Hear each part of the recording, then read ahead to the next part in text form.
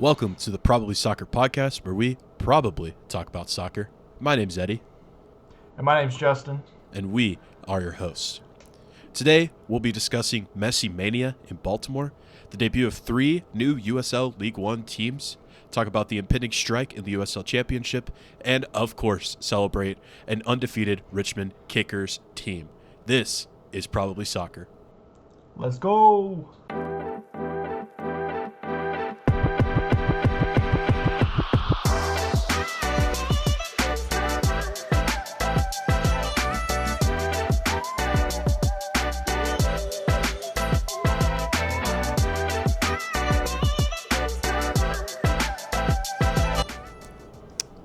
Well, Justin, how we doing?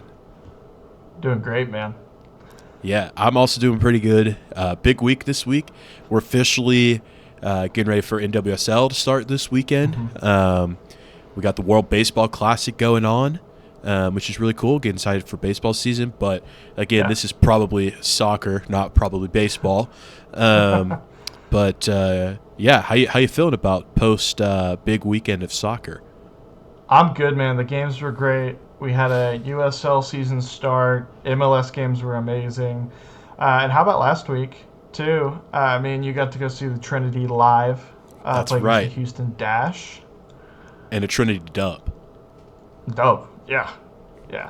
I will say I loved the amenities they had in Dallas at the Cotton Bowl. It just felt like they were excited to get the season started, even just a preseason game. And I thought the tents outside, just Atletico Dallas making an appearance, making their name out there. I just thought it was a wonderful experience overall. Shout out Dallas Trinity. Their graphic design's insane. It was fun to watch a game at the Cotton Bowl because I've never been inside the Cotton Bowl, and really cool to see a Dallas Trinity dub. And got a new scarf for the wall, so sure. I'd say that's a win. But enough about last week. Yesterday was Saturday. We're recording this Sunday. Went up to Baltimore. As a season ticket member, got to take a bus up to Baltimore for DC United versus Inter Miami. And I have lots of thoughts about that. So it's gonna be a little bit of a rant for a few minutes here. So a few caveats. One, I think Messi to the MLS is really good for American soccer. I have only recently gotten into soccer. I think this would have been a game that I would have had my eye on anyways, even if I wasn't into soccer like I am now. Just because I know that Messi's probably the greatest player of all time. Really cool that he's in America. It's growing the game. However, I think I'm tired of all of these football stadiums being sold out for Messi. I don't know if that's a hot take. Do you think that's a hot take, Justin? No, I feel like part of the flair of United States soccer right now is that hometown feel. With the MLS being we have our own soccer stadiums, right? They have a unique feeling to it. So if it's not an international game, I kind of feel like most fans would want it to be in a soccer dedicated stadium. Yeah, and so this was a home game for DC United, technically a home game. And the game was in Baltimore. It wasn't even at the Commander Stadium. It was in Baltimore. And I think it was part of, their whole thing to bring MLS Next Pro team to Baltimore, have a USL Super League team in Baltimore. And so it's all part of that, which, is all well and good. DMV, even though I think Baltimore could have their own MLS team, realistically, I think they're a really cool, good sports town. But this was a home game, and it did not feel anything like a home game. I sat in the supporter section. They had the drums, they had the flags, but the atmosphere was just dead because everyone's there to see Messi, which is fine and good. I'm glad, a lot of people got to see Messi. Hopefully, this is inspiring the next generation of soccer players in America. But when it's a home game and there's all Messi fans there, every time he even touched the ball, people went berserk. Pre-game, DC United come on the field. I actually did hear people applauding for them, which was good. I would hope that would happen. But then they announced Miami, and you would have thought that we were at the Super Bowl. It was insane. Every time Messi touched the ball, people went crazy. I got to watch a Messi goal, number 899. Congratulations, Messi. I was hoping for a brace so I could see number 900, and that'd be really, really cool. First goal, Rodrigo de Paul. Shout out. So I got to see 2 Argentinian GOATs score, which is really cool. Yeah. I'm not going to discount that. I'm not going to discount the play. I'm not going to discount Messi's influence on MLS, on American soccer right now. The Messi effect is real. However, this is my biggest take. Give me a sold-out Audi Field over a sold-out M&T Bank Stadium any day. I would much rather have it be 70-30 Miami fans to DC United, but the supporter section at the stadium is actually full of DC United fans and not half Miami fans. And that would have created a much better atmosphere, would have been a much better home feel. Audi Field is a relatively new stadium, opened in 2019. Like, it's not a bad stadium. And so I recognize this was our first Messi game. However, this was a very winnable game for DC United, and I can only imagine what it would have been like if we were at home, had an actual supporter section, and like actually able to create momentum and not just move to Baltimore. Mark Ingram's there, the mayor of Baltimore's there. All these people were there to see Messi. DC United owners probably got a pretty good paycheck from that game, which is cool. But DC United, your team still sucks. We have other things to focus on. And so that's a very long, very short-winded version of how I've been ranting over the past 24 or so hours now. But ultimately, I love M&T Bank Stadium. I love that I got to see Messi, not only see Messi play, but see a Messi goal. And I think it was overall. However, Justin, everyone, after seeing all these photos, they're like, oh, this is the Messi effect. That's the Messi effect. That's the Messi effect. MLS is priding itself on its growth into an international league, people caring about it. But if it's just the Messi effect, Justin, I'd love to hear your thoughts on this. Once Messi's gone, is MLS just going to go back to where it was pre-Messi? Or is the Messi effect just a tool in the growth of MLS? Like, what do you think?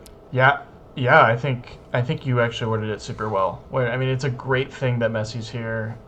Should we be worried about the league's longevity after he's gone? Because I mean, it's not like he's on a normal contract. It's very apparent that Messi was brought to the MLS for its growth, and nobody's denying that either. Like, he gets revenue shares from Apple every time like somebody subscribes. His whole contract is very like set up so we want to keep you here long term, and one, congrats to Messi on that. That's wonderful. But I think what the MLS is actually could be in trouble for is when that star power does dwindle out, what's next, right? We don't MLS doesn't operate like any other European league. It operates just as a standalone league with no relegation and all of that, which is why it's really good and cool to see the USL working on a system, though they don't have the best talent in comparison to the MLS. Though it's getting better, it's not the same. But the structure in which the USL is running is more adaptive to those European leagues and makes it kind of more open so that when you understand the USL, you can understand the English Premier League better.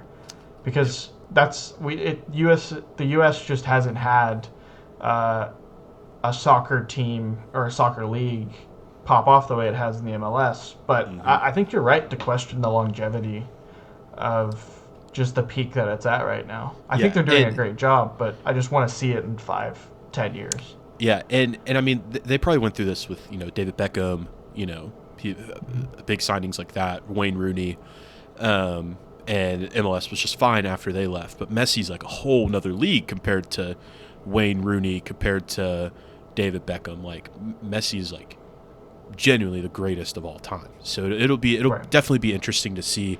But ultimately, very positive experience in Baltimore. I enjoyed the game. I just wish it would have been at Audi Field. I would have got home a lot quicker post-game and not have to miss a lot of the Saturday night action. So hopefully next Messi game, they'll just keep at Audi Field and see what who knows, maybe my thesis will just be disproved during whenever the next Messi game happens and it's at Audi Field. But for now, I'm sticking with what I'm saying, and hopefully it's not just because we lost. Yeah, I mean, one last thing on it. I think them relocating games like that, I know that if we're trying to sell tickets, that's great. But if you're trying to build culture, I think you keep that game at Audi Field. If Yep. you're trying to, the best thing that could happen for the game is a DC United fan or a Miami fan goes to Audi Field and they can see the culture. They can see the people yelling and doing their chants, and they can see the people booing Messi, and it gives that team camaraderie. Yep. So instead of it being like Messi versus DC United, it's now I'm an Inter Miami fan because of Messi, but I don't like those guys for DC United because I just heard them boo my guys. They're rowdy, they're loud, and the team base instead of the player base for the fandom, that's gonna build more over time. When you can develop fans of Inter Miami or DC United the other way, you're gonna be able to last longer. And so I think it was really probably really good. I'm sure the MLS, DC United, and Inter Miami made a lot off of relocating that game to Baltimore. But when we're talking about the culture of the league and we're talking about longevity of the league, I think it's a smarter move to just keep it at Audi Field. Yep. And I could go on and on and on, but there's just a lot of other good soccer with the USL opening weekend this week, to where we can move on. If you're listening to this or watching this and you have similar takes or you think I'm just really dumb, let's talk. I would love to talk more about it. But Justin, this weekend, 3 USL League One teams made their USL League One debut. We had AC Boise, who had no prior experience. This was their first game, like ever, as a soccer team. Sarasota Paradise, who had experience in League Two, and then Fort Wayne FC also coming up from League Two. And so, Justin, of those 3 teams, who would you say had the best debut weekend this weekend? You know, I thought it was really cool, especially it being my first USL League One weekend, league that I haven't been familiar with before. Like, watching Boise Sarasota was awesome, right? Like, because I knew going in there that the first time whoever scored that first goal, it was going to be the first goal in League One history for that team. So it was going to be celebration. Either way. That celebration was electric. I went back and watched it. One guy, there were some visiting fans that he went straight to, and everyone else ran straight to their coach, which was insane, electric. Yeah, no, it was an amazing game. Obviously, like Boise came up on top, but I think it's a win for both teams here with their first games in League One. Obviously, like the cool thing about USL is they have with the league breakdown, like we have these very regional teams. Like we have the McKinney team down here. They're obviously in league, I think, just the lowest league, but you're building these cultures from the ground up in these small areas of towns. So it's always cool to see like a Sarasota or a Boise who doesn't have a major sports team, but they now have something to root for other than high school soccer, baseball, football. They now have like a team to hang their hat on. Also, just being able to say like this is kickoff in paradise. That was pretty sick. I think that's a cool. Did they say that? Little touch. Yeah, they did when they started the. That's electric. I guess League One, they weren't waiting a whole minute before kickoff this weekend, so they were able to say that right off of kickoff. From what I could tell, it seemed like all 3 teams, like none of them had an embarrassing game. Sure, Fort Wayne lost by 2 goals, but I mean, I went back and watched the highlights and looked at the stats. It didn't seem too crazy. I think all 3 of those teams that played this past weekend seem to be off to a good start heading into the season. Hopefully they play really bad against the Kickers. But it'll be I'm really excited to see them play the rest of the season. And last season we saw teams like Portland make it into the playoffs. So I think we will have 1 or 2 of these new teams in the playoff picture at the end of this season. It's just a matter of who. And granted, we haven't watched the Cosmos or Corpus Christi play yet. That'll be this coming weekend. So they may be absolute dookie, absolute cheeks, like Westchester was last year and probably will be. Seems like it's going to be a repeat this year. And And so we'll see how that goes next weekend. But looking at those three teams, they seem like they all had a pretty successful weekend. So any time that you're able to put a club on the field at this level, and it go well. I mean, and fans show up and people buy tickets. I think that's a win, right? Yeah. Like obviously you want to win the games, and obviously you want to be competitive, but you're able to field a team, you're able to develop culture in these in these parts of America that don't have huge sports teams and are wanting something and are hungry for something. That's a win. Absolutely. Yeah, especially for us coming from being sports fans of just very established sports teams, it is really cool to see all of these new teams just pop up and dot the map. And one thing that we're not used to is teams folding, which has been happening at least once for the past few years in the USL. But it is really cool to see teams be established and have successful openers like Boise. I think Sarasota easily could have won that game too. It would have been a win-win for either team. So Sarasota's still searching for their first goal, but it is really, really interesting.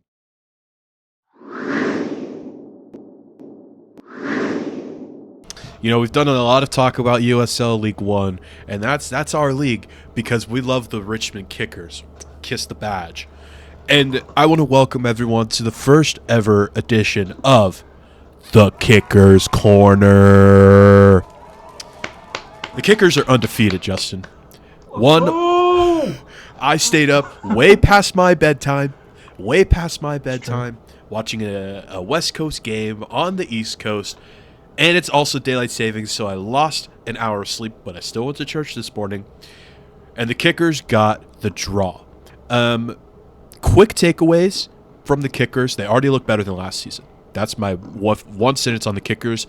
They look much better than last season. The goalie, insane. Great signing. I think Sneddon is still a really good goalie, but he's still really young coming out of the academy. I think Jan Fillion was the perfect guy to sign and to be able to mentor Sneddon, and because he has that experience, and he had a stellar game. Kirkland's goal, really funny. I'll take it. It was just, absolutely. Josh Kirkland, I don't know how you pulled that off, but if anyone gets the prize of kicker of the game, it's Josh Kirkland. Yeah. Absolutely. Because the hustle was insane in the lead up to the goal. Yeah. And then I was mad he fell in the penalty box because I was like, oh, we should definitely get a PK for that. But then the ball went in. And I was like, oh, here we go. Let's go. I remember we're texting during the game last night, and that ball goes in, and I reacted like, what the heck just happened? And you said something like, we should get a PK for that. And I'm like, what are you talking about? Yeah. And I literally missed the goal. It was such for like an a few odd seconds. Goal. It was just insane. And arguably, I think the penalty that Avialta got was a little... I think they could have won that game 1-0. But overall, I was really happy with the performance from the Kickers, even though Avialta really dominated in that game. Yeah. They were absolutely dominant. I think they look a lot better than last season. The Kickers are undefeated, and that is what matters. Undefeated. Any final thoughts for the first ever Kickers Corner? Yeah, I think 26 Muriana. That means ginormous. Yeah. That means huge. You see him walking around, he looks like a man against boys. But I'll say that about our whole entire back half or back third. Mm-hmm. Like, they played phenomenal. Like, Fillion was great, but the defenders played well. I mean, when we're talking about 19 total shots from the other team, 77% ball percentage, 7 of those shots being on target. I mean, it's not good, but for some reason, our defense played so well to make sure that they only got one penalty of all things. Yep. Not the greatest game for the start of the season, but we're warming up, Eddie. I'll take it. We're warming up. We're undefeated. We're off We've next never weekend. Lost. We're off next weekend, and then we head into first home game of the season on the 21st. So you come into City Stadium, you're gonna have a hard time playing. So hopefully we can keep the undefeated streak going. Justin, we've talked a lot about USL League One. We've talked about the Kickers. We would be remiss to not talk about USL Championship, which surprisingly had an opening weekend. Right. Anyone who's in the know on USL should know by this point that there is a pending strike, just within the expired CBA that's now close to 3 months being expired, and seems like nowhere really close to a resolution there.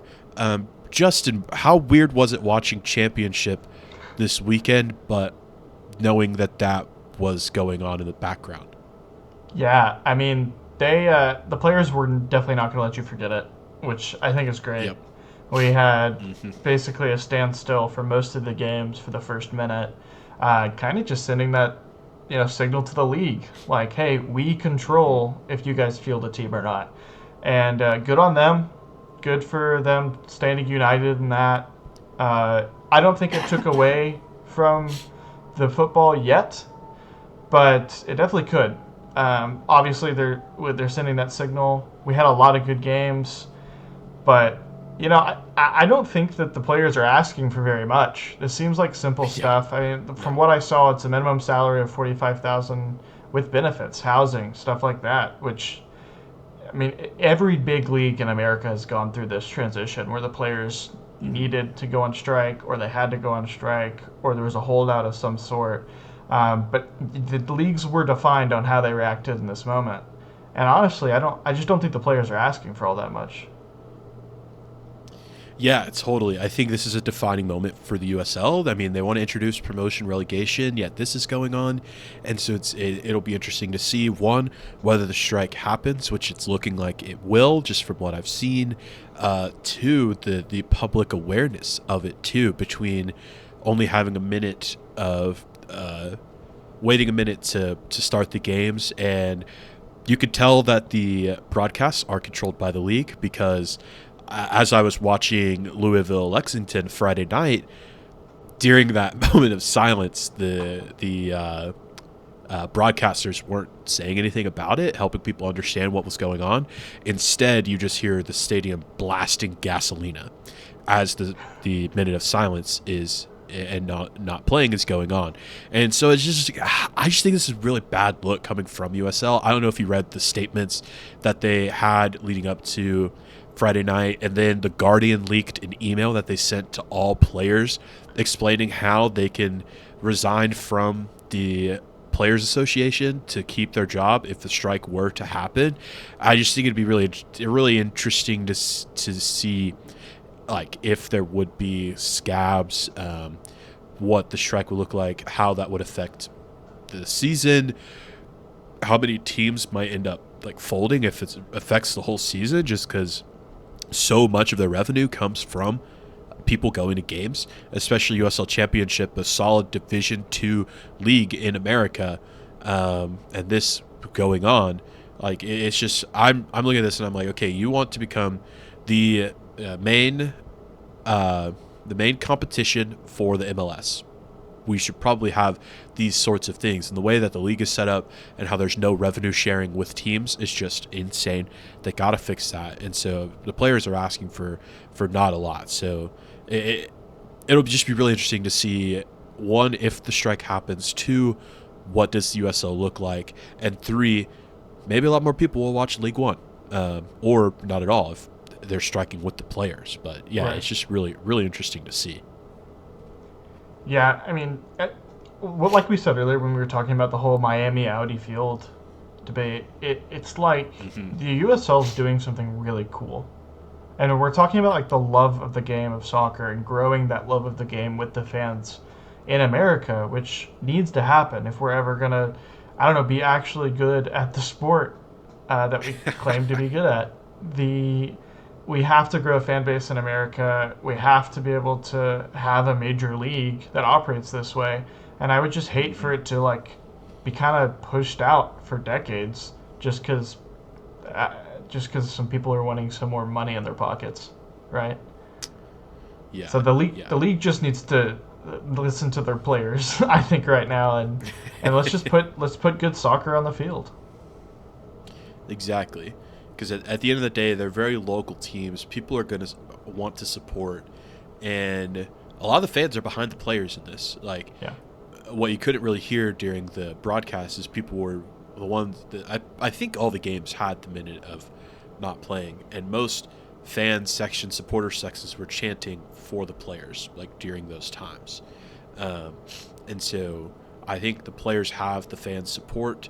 And ultimately, this is a key time in the USL. You're announcing all of the growth and promotion relegation, and so how these next few weeks play out will be something that will either just be a fun fact, like haha, remember when that happened, or you're going to be reading a book on American soccer in 30 years, and it's going to be the downfall of the USL, or just like the rise and fall of the USL, even though they might even argue there really wasn't much of a rise leading up to it, if it just ended right now. And so, yeah, those are my thoughts on it as a more so sports fan coming from other leagues. But like you were saying, every major league has had a strike or moment like that, and that really only led to the resolution led to significant growth for that sport and for that league. So I'm hoping that is the outcome, because I love watching USL even more so than MLS. Yeah. No, I agree, and I think the product on the field's it's a fun experience, and I hope this just doesn't take away from a wonderful season, especially if the debut seasons for Sporting Jags, and I just I'm hoping they get this figured out quickly, because it's good soccer, and we'd like to see more of it.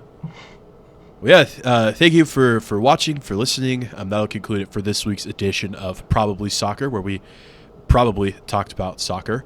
Hope you enjoyed listening. Feel free to leave comments, leave some thoughts. Justin, what's your last word? Go Kickers, baby. Go Kickers. Undefeated. Up the freaking Roos.